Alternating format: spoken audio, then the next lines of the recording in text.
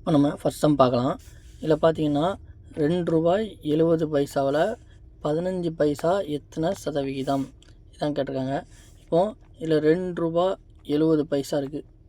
₹2.70 இதில் வந்து 15 பைசா எத்தனை சதவீதம்னு கேட்டிருக்காங்க. இதில் மொத்தமாக ₹2.70 மொத்தமாக பைசாவாக மாற்றுங்க. பைசாவாக மாற்றும் போது ₹2ங்கிறது ₹1 100 பைசா இருக்குமா? அப்போ ₹2 இன்னொரு 100 பைசா, அப்போ 200 பைசா, அதுபோக ப்ளஸ் ஒரு 70 பைசா, அப்போ மொத்தம் 270 பைசா இருக்குது. 270 பைசாவில் 15 பைசா எத்தனை சதவீதம்னு கேட்டிருக்காங்க. இதுதான் கணக்கு. இப்போ 270 பைசாவில் 15 பைசா எத்தனை சதவீதம்? இந்த ஃபார்முலா அப்படின்னா நீங்கள் எப்படி போடுவீங்க? ஃபார்முலா அப்படின்னா 270 பைசாவில் 15 பைசா எத்தனை பர்சன்டேஜ் இப்படி கண்டுபிடிப்பீங்க. இப்போ இது வந்து நிறைய பேர் நாங்கள் சில நேரம் போடும்போது இந்த 270 மேலே போட்டு கீழே 100 போட்டு இப்படி கொஞ்சம் குழப்பிக்கிட்டு இருப்பீங்க.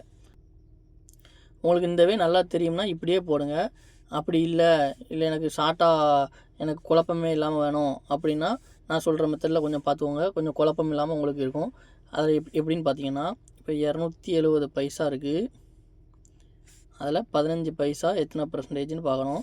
இப்போ இந்த 270ங்கிறது உங்களுக்கு தெரியும் 100%. ஒரு ஸ்தானம் தள்ளி புள்ளி வச்சா இங்கோடி ஒரு ஸ்தானம் தள்ளி புள்ளி வைக்கணும். 27ங்கிறது அப்போ 10%.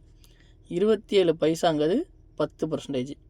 அப்போ 27 இந்த 27 நீங்கள் எப்படி 15 ஆக்கலாம்? 15 பைசா தானே நீங்கள் கொண்டு வரணும். இந்த 27 எப்படி 15 ஆக்கலாம்? 27 எழுதிக்கோங்க. இந்த இடத்துல 15 வரணும். அப்போது ஒரு பெருக்கல் ஒரு 15 போட்டுக்கலாமா? அப்போ வகுத்தல் போட்டுக்கோங்க. எதை கொண்டு அடித்தா 15 கூடி இருக்கும்? இந்த 27 போட்டுக்கலாமா? அப்போ இந்த 27 24 அடித்தா கூடி 15 உங்களுக்கு வந்துடும். அப்போது இந்த 27 கூட 15/27 பெருக்கணும். பெருக்குனா உங்களுக்கு இந்த சைடு 15 பைசா வந்துடும். அதே மாதிரி இங்கோடையும் பண்ணிடுங்க. இப்போ எத்தனை 10 இருக்கா? பெருக்கல் 15 இந்த 15 அப்படி போட்டாச்சு 27. அப்போ இந்த சைடு 15 பைசா, ஏன்னா இந்த சைடு ஃபுல்லாக பைசாவை தான் வச்சுருக்கோம். இந்த சைடு ஃபுல்லாக பர்சன்டேஜ். அப்போ 15 பைசா எத்தனை இந்த சைடு ஃபுல்லாக பர்சன்டேஜ். அப்போ 15 பைசாங்கிறது எத்தனை பர்சன்டேஜ்னு இதை நீங்கள் இதை வந்து சால்வ் பண்ணாலே எத்தனை பர்சன்டேஜ்னு உங்களுக்கு தெரிஞ்சிடும். இதே தான் இங்கேயும் வரும். என்ன இங்கே நீங்கள் இப்படி இங்கே வந்து நீங்கள் அதை மாற்றி போட்டு குழப்பிடக்கூடாது. ஆன்சரில் சில நேரம் நீங்கள் மாற்றி போட்டு எதுவும் ஆன்சரில் வச்சுருந்தாங்கன்னா நீங்கள் அதை டிக் பண்ணிடக்கூடாது. இப்படி போட்டிங்கன்னா உங்களுக்கு எல்லா கணக்குக்குமே வட்டி கணக்குலேருந்து தனி வட்டி, கூட்டு வட்டி, லாப நஷ்டம், சதவிகிதம், இந்த கணக்கு எல்லாத்துக்குமே உங்களுக்கு இதே மெத்தடு தான். இப்போ அடி கொடுங்க. 9 3 27, I 3 15, 5 10, 5 10 எத்தனை? 5 10 50, 5 10 50, கீழே 9. இப்போ இது கலப்பு இப்போ நம்ம தான் எழுத முடியும். ஆன்சர் நம்ம கலப்புன்னு தான் வருங்க. அப்போ I 9 45 வந்துடுமா? 5 9 45, மீதி எத்தனை இருக்குது? 5 5 5 இந்த 9 அப்படி வந்துடும். அதுதான் ஆன்சர். நீங்கள் இந்த மெத்தடில் பாருங்கள். இந்த மெத்தடில் எல்லா சம்மே இதே மெத்தடில் நீங்கள் பண்ணிடலாம்.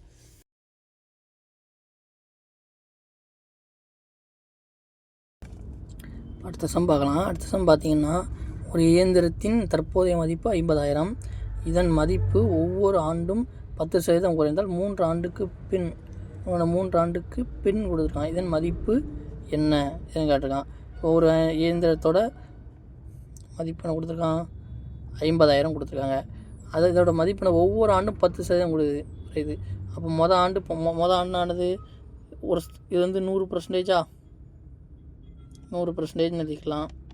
அப்போ 10% என்னது? இங்கேயும் ஒன்று, இங்கேயும் ஒரு ஸ்தானம் தள்ளி பிள்ளைப்பீங்களா இருக்கும் போல். அப்போ 10% 5000. அப்போ மொதல் வருடம் 50,000 குறையும். 50,000 குறைஞ்சி 45,000 அதோட மதிப்பு இருக்கும். ரெண்டாவது வருடங்கும்போது இதில் பார்க்கணும் நீங்கள். ரெண்டாவது வருடத்துக்கு இது மொதல் வருடத்துக்கு இது முடிஞ்சிருச்சு. ரெண்டாவது வருடங்கும்போது இது இந்த 45,000 100%. அப்போ இதில் 10னா இதில் ஒரு ஸ்தானம் தள்ளி இப்படி வைப்பீங்களா? 4500. அப்போ 45,000 4500 போனால் எவ்வளவு? 45,000 -4500. இது ரெண்டாவது வருஷம். 4500 போனால் எவ்வளவு? 40,500. அதுக்கப்புறம் மூணாவது வருஷத்துக்கு முடிஞ்ச பிறகு தான், ஏன்னா பின் தானே கொடுத்துருக்காங்க. அப்போ மூணாவது வருஷம் நமக்கு இது 100%ஆக இருக்கும். 3ஆவது வருஷத்துக்கு முதல் வருஷத்துக்கு கண்டுபிடிச்சாச்சு, 2ஆவது வருஷத்துக்கு இது கண்டுபிடிச்சாச்சு. அப்போ 3ஆவது வருஷத்துக்கு முன்னாடி இது 10%, அதே மாதிரி இது 10%, 4050. அப்போ உங்களுக்கு என்னது 4050. அப்போ 3ஆவது வருஷத்துக்கு என்னது 10% 4050. அப்போ எத்தனை, இந்த 40,500ல் 4050 கழிச்சிருங்க. 0, 10ல் 5 5, அதுக்கடுத்து 4 இருக்குமா, அங்கே ஒன்று கடனை இல்லைங்களா, 4 அப்படி வந்துடும். 10ல் 6, இங்கே 3, 36,450.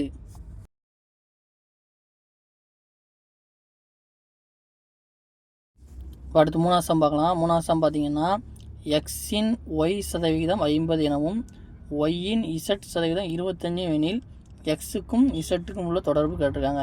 இப்போ எக்ஸ் வந்து நீங்கள் ஒரு நம்பர் வச்சுக்கோங்களேன். நீங்களே எக்ஸ் வந்து ஒரு 100ன்னு வச்சுக்கோங்க. எக்ஸ் வந்து 100 வச்சுக்கோங்க.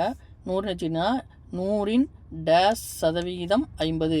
100ல் 50 எத்தனை சதவீதம், 100ல் 50ங்கிறது 50%.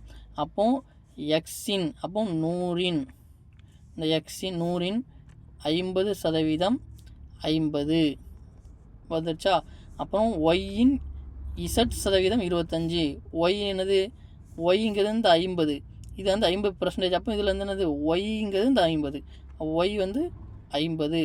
ஒய்யோட இசட் சதவீதம் 25, ஒய்க்கு 25. ஒய்யோட இசட் சதவீதம், அந்த சதவீதம் என்னன்னு தெரில, 25. அப்போ இந்த சதவீதம் என்னது, 50ல் 25% 50%. அப்போ இந்த இசட்டுங்கிறது 50, ஒய்ங்கிறது 50, எக்ஸுங்கிறது 100. அப்போ எக்ஸுக்கும் இசட்டுக்கும் உள்ள தொடர்பு என்னது, எக்ஸ் 100னா அப்போ ஈக்குவல் டு இசட் என்னது 2×50. அப்படின்னா தானே 2×50 100 ஈக்குவல் டு 100ன்னு வந்துடும். அப்போ இது எக்ஸ்னா இது 2 இசட். இது ஆன்சர்.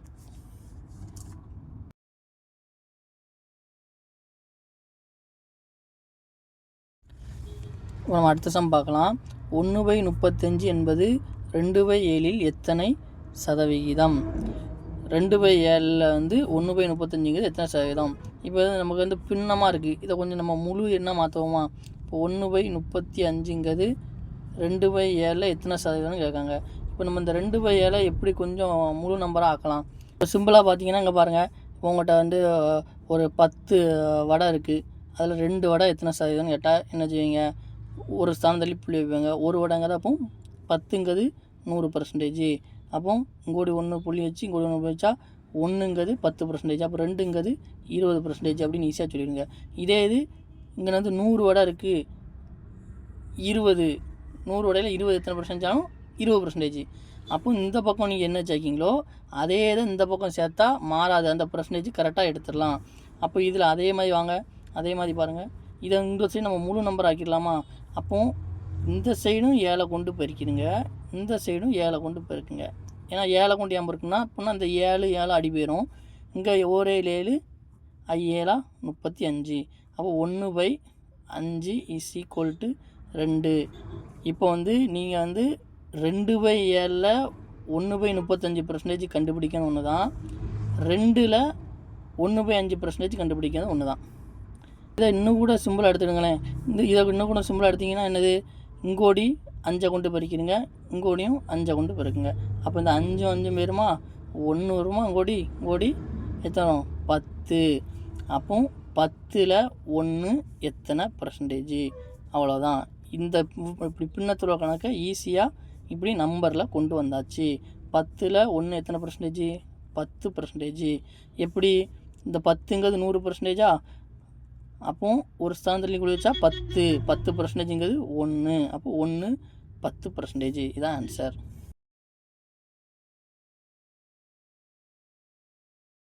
அடுத்த சம் பார்த்தீங்கன்னா ஒரு பாட்டில் உள்ள மொத்த பிஸ்கட்டின் எண்ணிக்கையில் 15% பிஸ்கட் 30 எனில் பிஸ்கட்டுகளின் மொத்த எண்ணிக்கை எத்தனை? நீங்கள் அதே மாதிரி வந்துடலாம். 15%, இங்கோடி பர்சன்டேஜ், இங்கோடி பிஸ்கட்டு. 15%ங்கிறது 30 பிஸ்கட்டு. அப்போ 100% நம்ம என்னன்னு பார்க்கணும். அப்போ இதை எப்படி இந்த 15% எப்படி 100 ஆக்கலாம்? அப்படிங்கிறது உங்களுக்கு தெரியுமா? எப்படி ஒரு 100 மேலே போட்டு கீழே ஒரு 15 போட்டால் 15 போயிடும், 100% கூடி ஆயிரும். அதே மாதிரி தானே கூடி பண்ணணும். ஒரு 100 மேலே போடணும், ஒரு கீழே ஒரு 15 போடணும். ஒரு 15 15, 2 15 30, 2 100 200. அப்போ 100% அந்த பாட்டிலில் உள்ள 100% பிஸ்கட் எத்தனை? 200 பிஸ்கட் இருக்குது. அவ்வளோதான் ஆன்சர்.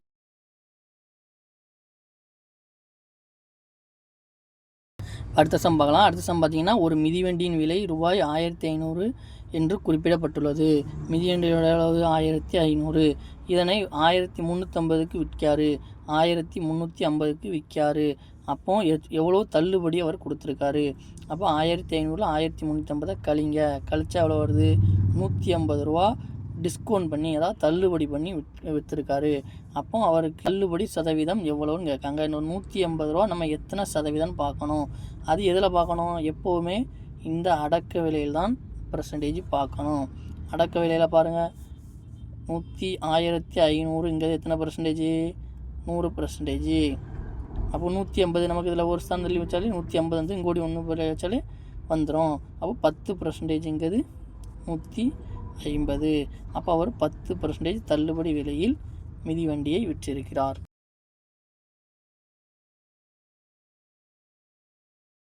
இப்போ அடுத்த சம் நம்ம பார்க்கலாம். சசி ஒரு வீட்டை, சசிங்கிறது இப்போ நீங்களே வச்சுக்கோங்க, நீங்கள் ஒரு வீட்டை வந்து 27,75,000க்கு வாங்குதுங்க. அப்போ அதில் உள்ள இன்டீரியர் ஒர்க்கு, சமையக்கட்டு வேலை அதெல்லாம் பார்த்து ஒரு 2,25,000 ரூபா செலவு பண்ணுறீங்க. செலவு பண்ணி அதை 40% லாபத்துக்கு நீங்கள் விற்கிங்க. அப்போ அந்த வீட்டோட விற்பனை விலை நீங்கள் எவ்வளோ விற்றுருப்பீங்க? இதுதான் கொஸ்டின். அப்போது நீங்கள் எத்தனை 27,75,000 ரூபாய்க்கு அந்த வீட்டை வாங்கியிருக்கீங்க. அப்போது 2,25,000க்கு நீங்கள் அந்த வீட்டுக்கு உள்ள இன்டீரியர் வேலை பார்த்துருக்கீங்க. அப்போ நீங்கள் மொத்தமாக அந்த வீட்டுக்கு செலவு பண்ணது எவ்வளவு? 0 0 0 0 0 0 3 30 லட்ச ரூபா அந்த வீட்டுக்கு செலவு பண்ணியிருக்கீங்க. 30 லட்ச ரூபா செலவு பண்ணி 40% லாபத்தில் வைக்கிங்க. உங்களுக்கு தெரியும் இந்த 30 லட்சங்கிறது இப்போ 100%. ஏன்னா நீங்கள் செலவு பண்ண மொத்த தொகை 40% நீங்கள் லாபத்தில் வைக்கிங்க.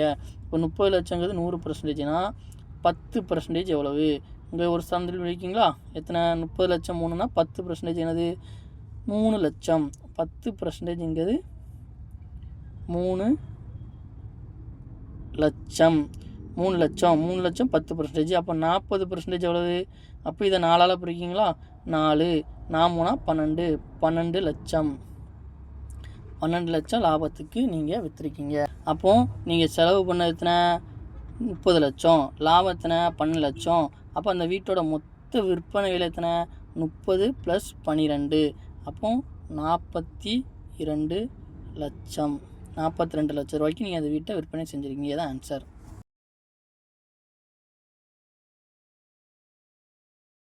அடுத்த சம் பார்க்கலாம். அடுத்த சம் பார்த்தீங்கன்னா, ஒரு பழ வியாபாரி 10 பெட்டி திராட்சைகளை ஒரு பெட்டி 210 வீதம் வாங்குகிறார். அதில் ஒரு பெட்டி அழுகிவிடுகிறது. மீதமுள்ள பெட்டிகளை ஒரு பெட்டி 250க்கு விற்கிறார். அவருக்கு லாபமா நட்டமா? அதோட பர்சன்டேஜ் கேட்டிருக்காங்க. இப்போ பாருங்கள், ஒரு பழ வியாபாரி எத்தனை? 10 பெட்டி வாங்கியிருக்காரு. 10 பெட்டியை ஒரு பெட்டி 210 ரூபாய்க்கு வாங்கியிருக்கா. அப்படின்னா 2100 ரூபாய்க்கு வாங்கியிருக்காரு. அதில் ஒரு பெட்டி அழுகிருச்சு. மீதி இப்போ 9 பெட்டி தான் இருக்குது. அந்த 9 பெட்டி இருக்குல்ல, அதில் ஒவ்வொரு பெட்டியும் 250 ரூபாய்க்கு விற்காரு. அப்போ 9 × 250, ஏன்னா ஒரு பெட்டி போயிடுச்சு. 9 × 250 250 9 0 95 45, மீதி 4 18 22 2250 2250. அப்போ 2100 ரூபாய்க்கு வாங்கி 2250க்கு விற்றுருக்காரு. அப்போ அவருக்கு 150 ரூபா லாபமா நஷ்டமா? முதல்ல 150 ரூபா அவருக்கு லாபம்னு கண்டுபிடிச்சாச்சு. இப்போ இந்த 150 எத்தனை பர்சன்டேஜ்னு கண்டுபிடிக்கணும். வழக்கமாக போடுற மாதிரியே போடுங்க. 2100 இது வந்து எத்தனை? நமக்கு 100%. அப்போ இங்கே நம்ம இந்த சைடு என்ன வரணும்? 150 வரணும். இப்போ நீங்கள் என்ன இதில் வந்து பெருசாக இருக்கிறதால கொஞ்சம் சிறுசாக கூட ஆக்கிக்கோங்க. 10% எத்தனை? 210 வந்து 10%. இப்போ இந்த சைடு நமக்கு 180 வந்தால் தான் இந்த சைடு என்ன பர்சன்டேஜ் நம்ம ஈஸியாக சொல்லிடலாம். அப்போ இந்த சைடு 180 வரணும், என்ன செய்யணும், 150 நமக்கு வரணும். அப்படின்னா என்ன செய்யணும், 210 கீழே போட்டு 210 210 பேரும் 150 வந்துடும். அதே மாதிரி இந்த சைடு செய்யுங்க, 10 இருக்குதா, இந்த சைடு 180 போட்டு கீழே 210 போட்டோம். அதே மாதிரி இந்த சைடு 180 போட்டு கீழே 210 போட்டணும். அப்போ பாருங்கள், ஒரு 0 ஒரு 0, 1 3 3 2 3 6 3 9 7 3 21 I 3 15 0. அப்போ 50/7. இந்த சைடு என்ன இருக்குது, 150. இது பர்சன்டேஜ். இது என்னது, பைசா, ரூபா. அடி கொடுங்க, 1 7 7 7 49, மீதி 1 இருக்கா, ஒரு 0 தட்டா ஒரு புள்ளி வச்சுக்கலாமா, 1 7 7, மீதி 3 இருக்கா, இன்னொரு 0 தத்துக்கலாமா, 4 7 28, 7.14. இதில் நீங்கள் கணக்கில் நல்லா பார்த்துக்கணும். 7.14 லாபமாக நஷ்டமாக, நமக்கு லாபம். உங்களுக்கு ஆன்சரில் 7.14 ப்ராஃபிட், 7.14 லாஸ் கொடுத்துருப்பாங்க. நீங்கள் அவசரத்தில் 7.14 கண்டுபிடிச்சிட்டேன்னு சொல்லிட்டு நஷ்டத்தை டிக் பண்ணிடக்கூடாது. ஆன்சர் லாபமாக நஷ்டமானு முதல்ல பார்த்துக்கணும். அதுக்கு தான் முதல்ல இங்கே நமக்கு 180 கிடச்சோன்னே லாபமாக நஷ்டமானு முதல்ல இங்கே சொன்னேன். நமக்கு லாபம், அதனால் 7.14 லாபம். இது ஆன்சர்.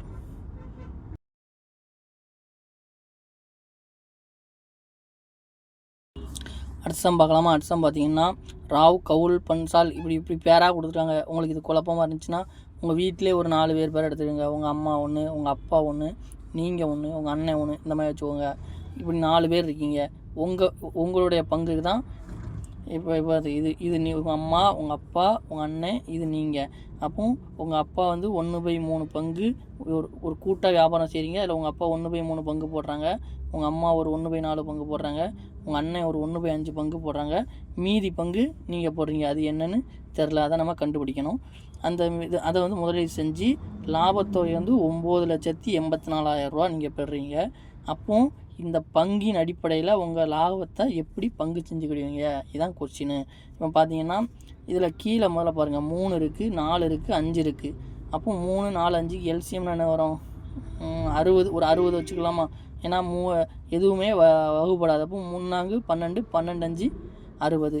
ஒரு 60 ரூபா 60 ரூபா முதலீடு செய்திங்க வச்சுக்கோங்க. அப்போ 60 ரூபா முதலீடு செய்தீங்கன்னா உங்கள் அப்பா எத்தனை, 1/3 பங்கு. அப்போ 3 பங்கு 20 ரூபா அவர் முதலீடு செய்வார். 60 ரூபாயில் 20 ரூபா அவர் முதலீடு செய்வார்.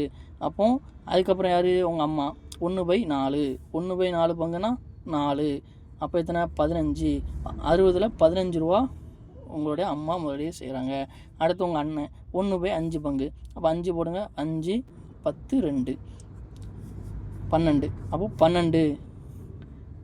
12 ரூபா உங்கள் அண்ணன் முதலீடு செய்கிறாங்க. அப்போ இந்த மூணையும் கூட்டுங்க, 20 35 47 வருது. அப்போ மொத்த ரூபா எவ்வளவு, 60 ரூபா. 47 வருது. அப்போ மீதி 13 ரூபா. இந்த 13 ரூபா நீங்கள் முதலீடு செய்கிறீங்க. இப்போ நம்ம இதிலேயே பெர்சன்டேஜ் கண்டுபிடிச்சிடலாமா, ஏன்னா நம்ம வந்து அந்த பெர்சன்டேஜை வச்சு தான் இந்த லாபத்தொகையை பங்கு பண்ண போகிறோம்.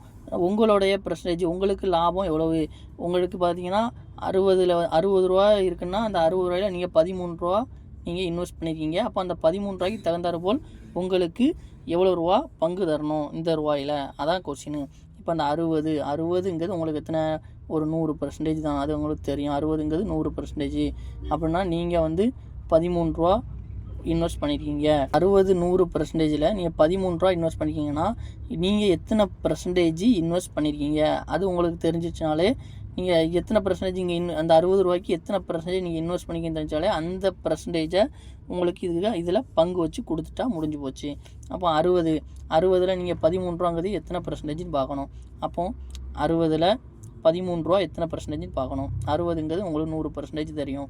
அப்போ கூடி 13 ரூபா கொண்டு வரணுமா, வழக்கம் போல் செய்து வாங்கி செய்யுங்க. 13 போட்டுக்கலாமா. அப்போ வகுத்தல் 60 போட்டால் 60 பேரும் 13 ரூபா கூடி வந்துடும். அதே மாதிரி இங்கேயும் செய்யுங்க. 60 கீழே போடுவீங்க, பெருக்கல் 13 மேலே இருக்கும். 13/20 13/60. அப்போ ஒரு ஜீரோ போயிருமா. அப்போ எத்தனை, 130. 130/6. இப்போ எத்தனை 130/6% கூட வச்சுருக்கிடலாம். 2 படம் 3 வந்துடும் கீழே. மேலே எத்தனை வரும்? 6 2 12 1 10 5. அப்போ 65/3%. சரியா? 65/3% உங்கள் பங்கு. அப்போ மொத்த ரூபா எத்தனை? 9,84,000. இதில் 65/3% எவ்வளோன்னு எழுதணும். இப்போ இந்த 9,84,000 தான் உங்களுக்கு 100%. சரியா? இதில் வந்து 65/3% நீங்கள் கொண்டு வரணும். நமக்கு இந்த 65/3% அதான் உங்களுடைய பங்கீட்டு %. அப்போ இதை நமக்கு இங்கே கொண்டு வரணும். அப்போ நான் இங்கே கொண்டு வரணும் என்ன செய்யலாம்? வழக்கம் போல் போடுற மாதிரி போடுங்க. இங்கே 100 இருக்குது. இங்கே 100 65/3% ஆகணும். இந்த 100% 65/3% ஆகணும். அப்போ நான் என்ன செய்யலாம்? 100 இருக்கட்டு பெருக்கல் மேலே நமக்கு 65 தேவை. கீழே 3 வேணும். அப்போ இங்கே கீழே 3 வேணும்னா என்ன செய்யணும்? 300 போட்டுக்கலாமா? 300 போட்டிங்கன்னா 2 0 போயிடும். அப்போ 65/3 வந்துடும். அப்போ 65/300 நம்ம பெருக்கணும்னா இங்கே 2 இங்கே 2 ஆகிடும். 65/3% நமக்கு இங்கே வந்துடும். அப்போ இங்கேயும் அதே மாதிரி பண்ணணுமா?